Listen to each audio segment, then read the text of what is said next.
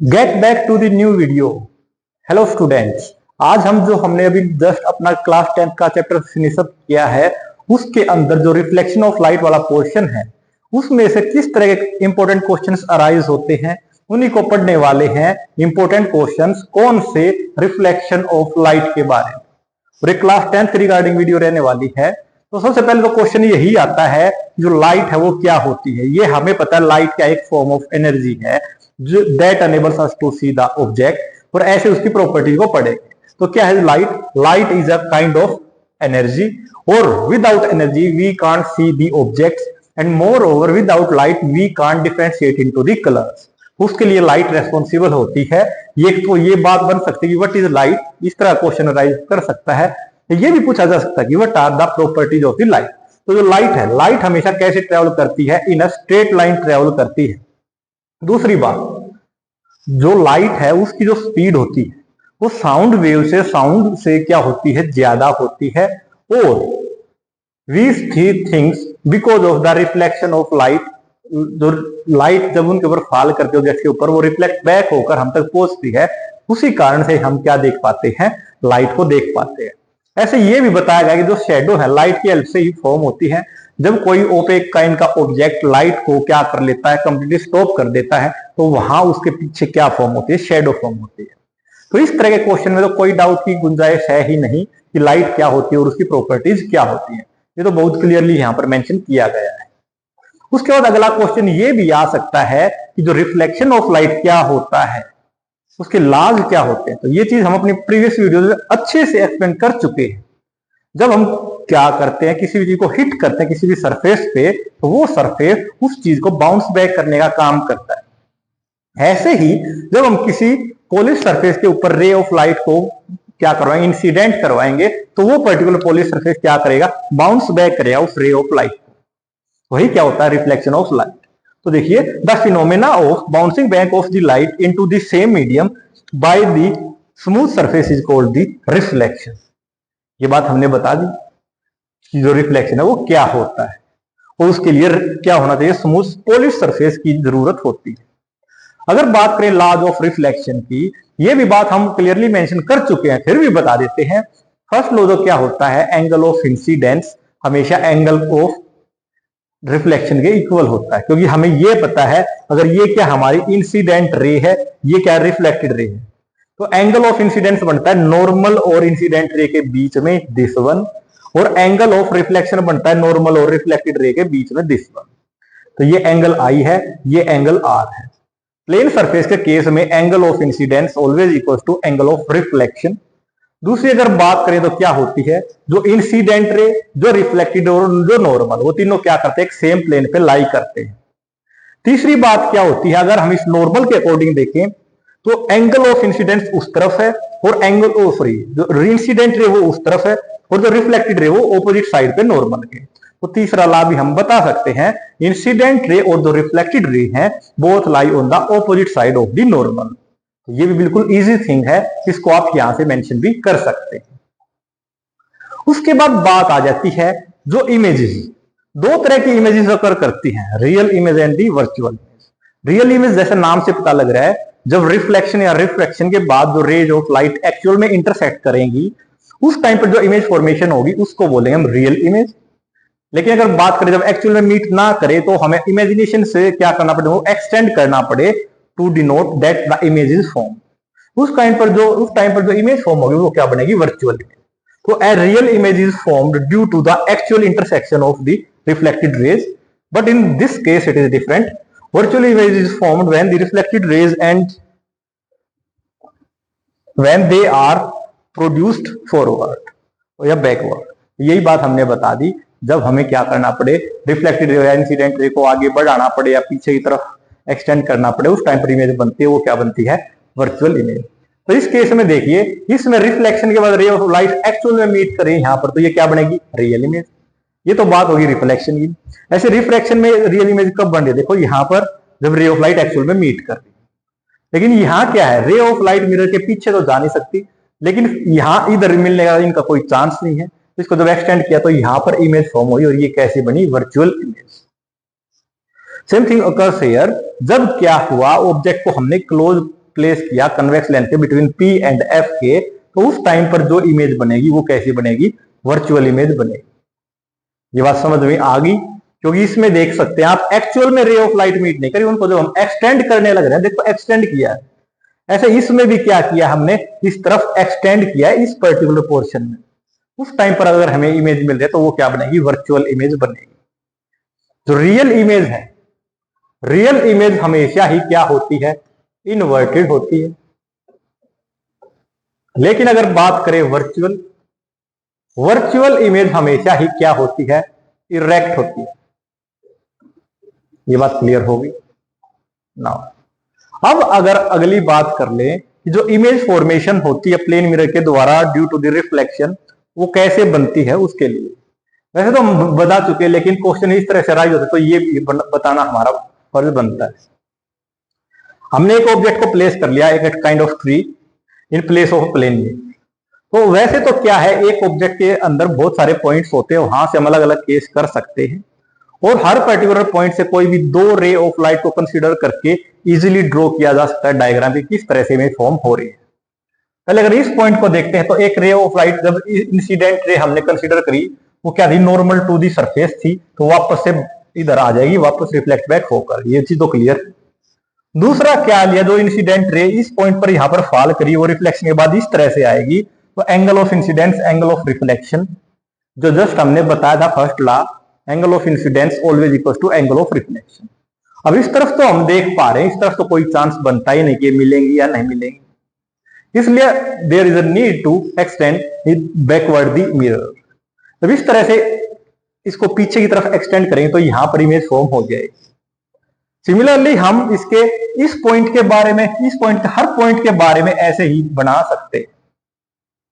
जैसे अगर बात करें इस पॉइंट की कंसीडर कर लें, एक रे ऑफ लाइट तो हमने क्या ले ली, जो इस तरह से आ रही थी, दूसरी रे ऑफ लाइट हमने क्या ले ली, जो इस तरह से आ रही थी, तो इसके लिए यहां पर क्या बन जाएगा भाई, नॉर्मल बन जाएगा। तो नॉर्मल बनने के बाद क्या होगा, ये रे ऑफ लाइट इस तरह से एक्सटेंड करेगी, इस तरह से, और जब इसको इस तरफ से आप इधर एक्सटेंड करवाएंगे तो ये कहां मिलेगी, यहां जाकर मिलेगी। एक मिनट,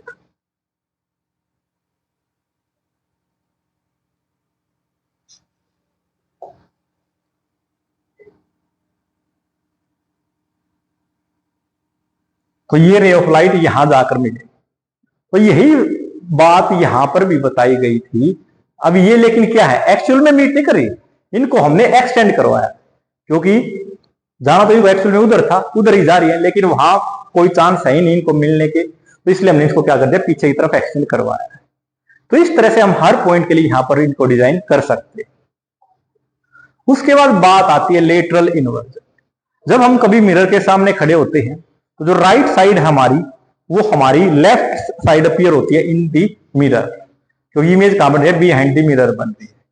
और जो राइट का अपीयर होना एज ए लेफ्ट, और लेफ्ट का एज ए राइट अपीयर होना इमेज के अंदर, वो क्या होता है, लेटरल इन्वर्जन होता है।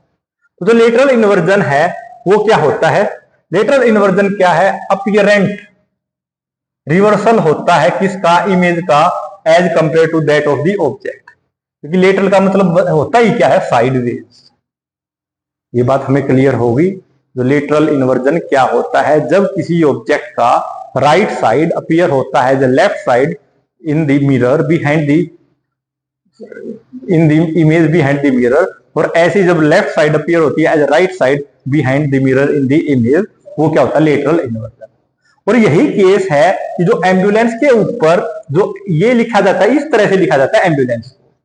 एम्बुलेंस को जनरली तो स्पेलिंग क्या लिखते हैं हम, इस तरह से लिखते हैं, लेकिन यहां आप देख सकते हैं इसको कैसे लिखा गया है, इसको लिखा गया है E C M A L U B M A. तो इसमें देखो जब इसको ऐसे पलट के लिखेंगे तो क्या बनेगा, हमारे पास एम्बुलेंस ही बने। तो ये बात क्लियर हुई। ये इसलिए लिखते क्यों है, ताकि जो आगे कोई भी गाड़ी ट्रेवल कर रहे हैं तो गाड़ी के अंदर जो रियर व्यू मिरर में जब देखेंगे तो उसका लेटरल इन्वर्जन का इफेक्ट ना पड़े और उनको समझ में आ जाए कि क्या है, पीछे से कोई एम्बुलेंस रनिंग में है। तो हमारी एम्बुलेंस को अच्छे से रास्ता मिल जाए, स्पेस प्रोवाइड करवाने के लिए इस तरह से लिखा जाता है। तो देखिए हमने जो बताया था, जो राइट साइड है वो लेफ्ट और लेफ्ट साइड जो राइट अपीयर होती है उसके लिए बताया गया है। देखिए इस मिरर में देखो तो बॉय एक्चुअल में क्या है, लेफ्ट हैंड रेज कर रखा है, लेकिन अगर इसमें देखे तो वो क्या हो रहा है, वो राइट हैंड अपीयर हो रहा है उसको। ये बात क्लियर होगी हमें? बिल्कुल। ऐसे ये जो लेटरल इन्वर्जन है, ये क्या था, एक्सट्रीम लेफ्ट है, ये एक्सट्रीम लेफ्ट क्या हो रहा है, यहाँ पर एक्सट्रीम राइट अपीयर हो रहा है। और सिमिलरली ये इस तरह से लेटरल इन्वर्जन के केस अकर होते हैं। ये चीजें भी हमें क्लियर हो गई। उसके बाद अब हमें ये पता है हमारे पास दो तरह के स्फेरिकल मिरर्स होते हैं। वो स्फेरिकल मिरर्स कौन कौन से होते हैं उनके बारे में देख लेते हैं। 3D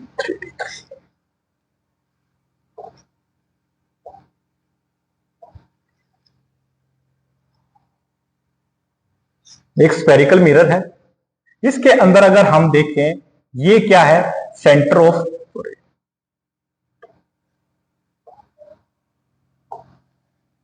इसके अंदर ये क्या है, सेंटर।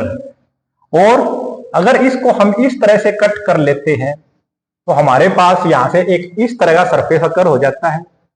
इसको जब हम इस तरफ से कट कर लेते हैं तो हमारे पास ये एक इस तरह का सरफेस अकर कर जाता है। क्लियर है? इसके अकॉर्डिंग देखें तो सेंटर ऑफ कर्वेचर कहां, यहां लाई करेगा, और ये अगर पोल है तो इनके बीच बिल्कुल मिड में क्या होगा, फोकस होगा। ऐसे अगर इस केस में बात करें इसका सेंटर ऑफ कर्वेचर कहां होगा, इस तरफ, ये इसका क्या होगा, फोकस। यहां तक बात हमें क्लियर है। अब हमसे ये पूछा जा सकता है कि इसमें ये बताओ सी क्या है, एफ क्या है, पी क्या है, या प्रिंसिपल एक्सिस क्या होती है। तो उन चीजों को भी तो हमें डिफाइन करना होता है। तो जो सी सेंटर ऑफ कर्वेचर है, तो सेंटर ऑफ कर्वेचर की अगर आप बात करते हैं वो क्या होता है, स्फेरिकल मिरर के अंदर वो लाइन होती है जो सेंटर ऑफ कर्वेचर से और पोल से पास कर रही है। तो इसमें देखो सेंटर ऑफ कर्वेचर और पोल से जो ये लाइन पास कर रही है ना, ये लाइन, ये क्या होती है, प्रिंसिपल एक्सिस। ये बात क्लियर होगी। और अगर बात करें सेंटर ऑफ कर्वेचर क्या होता है, तो उस स्फीयर का वो सेंटर जिसको हम बोलते हैं, किसी सर्कल का स्फीयर का सेंटर पॉइंट, वो क्या होता है, उसका सेंटर ऑफ कर्वेचर। उसके अलावा अगर देखते हैं रेडियस ऑफ कर्वेचर, तो जिस सर्कल का, जिस स्फीयर का हमने कोई भी स्फेरिकल मिरर कंसीडर किया है वो क्या होगा, उसका रेडियस, उसको बोलते हैं रेडियस ऑफ कर्वेचर। सिमिलरली पोल को, प्रिंसिपल एक्सिस को, इनको हम यहां से अच्छे से डिफाइन कर सकते हैं। तो इनके क्वेश्चंस भी अराइज हो सकते हैं। उसके बाद नेक्स्ट देखते हैं, जो इन डिफरेंट केसेस में हमने ये भी बताया था, ये पोल, ये एफ, ये सी। एक पॉसिबिलिटी तो ऑब्जेक्ट की क्या बन सकती है, वो कहां लाई कर रहा हो, बिटवीन पी एंड एफ। तो देखो एक possibility between P and F की बनती है, उस टाइम पर कैसी इमेज बनेगी। एक क्या हो सकता है कि ऑब्जेक्ट कहां प्रेजेंट हो, हमारा फोकस के ऊपर, तो एक ये रहा एट एफ। तीसरा क्या हो सकता है, वो सी और एफ के बीच में लाई कर रहा हो, ये वाला। एक ये भी हो सकता है वो सी पे लाई कर रहा हो, ये वाला। एक वो बियॉन्ड सी हो, लेकिन फाइनाइट डिस्टेंस पर ये हो सकता है। और एक क्या हो, इन्फिनिटी पर प्रेजेंट। ऐसे ही कन्वेक्स के केस में तो दो ही केस बन सकते, क्योंकि इसका जो सेंटर ऑफ कर्वेचर और जो फोकस ये तो इस तरफ लाई करते हैं। तो इस केस में क्या हो जाएगा, एक तो ऑब्जेक्ट हो सकता है फाइनाइट डिस्टेंस पर, और एक ऑब्जेक्ट हो सकता है इन्फिनिटी पर। इस तरह के केसेस बनते हैं, और इन सभी केसेस को वेल डिफाइंड किया गया अपनी प्रीवियस वीडियोस में। उनका लिंक आपको डिस्क्रिप्शन में मिल जाएगा, वहां से आप देख सकते हैं। उसके बाद एक लास्ट बच जाता है रिफ्लेक्शन के केस में, mirror formula and the magnification formula. हमें यह पता है ऑब्जेक्ट के डिस्टेंस को हम किससे लिखते हैं, यू से, इमेज के डिस्टेंस को वी से, और फोकल लेंथ को एफ से लिखते हैं। तो जो रिलेशनशिप होती है ऑब्जेक्ट के बीच, डिस्टेंस के बीच में, इमेज डिस्टेंस और फोकल लेंथ के बीच में, उसको हम इस फॉर्मूले का यूज करके मेंशन करते हैं। ऐसे मैग्निफिकेशन के लिए हम क्या यूज करते हैं, m=-v में u, ये क्या होता है, मैग्निफिकेशन फॉर्मूला। या इसको हम और भी लिख सकते हैं, height of image divided by height of the object. इसके ऊपर भी हमने एक सेपरेट वीडियो बनाई हुई है प्रॉपर इसी के ऊपर, इससे रिगार्डिंग जो न्यूमेरिकल्स होते हैं किस तरह से होते हैं, उनको आप वहां से डिस्कस कर सकते हैं, हेल्प ले सकते हैं। तो आज की जो हमने रिफ्लेक्शन ऑफ लाइट के ऊपर जो इंपॉर्टेंट क्वेश्चंस के बारे में बताना था, उनके अंदर ये इतने सारे क्वेश्चंस कंसिडर किए जा सकते हैं। आई होप आपको ये सारी चीजें समझ में आएंगे, ये सभी क्वेश्चंस भी वेल क्लियर हो गए होंगे। मिलते हैं नेक्स्ट वीडियो के साथ। Thank you and have nice day.